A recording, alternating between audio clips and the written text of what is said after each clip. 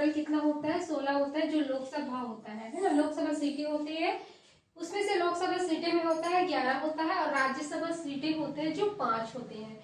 उसके बाद आता है बच्चों विधानसभा सीटें। विधानसभा सीटें क्या होता है, ये हमारा विधानसभा सीटें होता है वो 90 होता है, 90 होता है ना।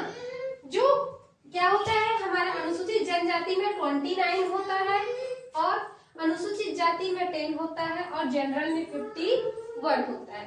अब आता है उच्च न्यायालय। हमारे छत्तीसगढ़ का उच्च न्यायालय कहाँ पर है, ये बिलासपुर में है। मतलब पूरे भारत में, देश में कौन से क्रम में है, 19वां क्रम में हमारा उच्च न्यायालय बिलासपुर आता है। उसके बाद रेलवे जोन।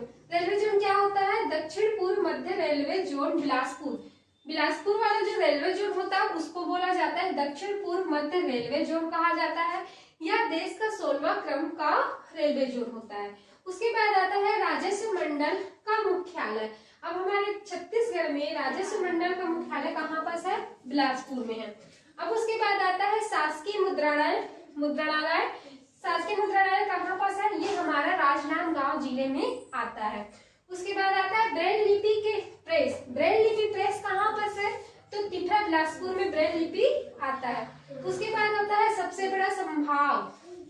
ध्यान दीजिए, सबसे बड़ा संभाग हमारे छत्तीसगढ़ में क्षेत्रफल की दृष्टि से किस जिले को कहा जाता है, सबसे बड़ा संभाग क्षेत्रफल के आधार पर होता है बस्तर संभाग। बस्तर क्या है, ये संभाग है, तो सबसे बड़ा संभाग होता है क्षेत्रफल के आधार पर होता है वो होता है बस्तर संभाग, माने 7 जिले के अनुसार। उसके बाद आता है सबसे छोटा जिला।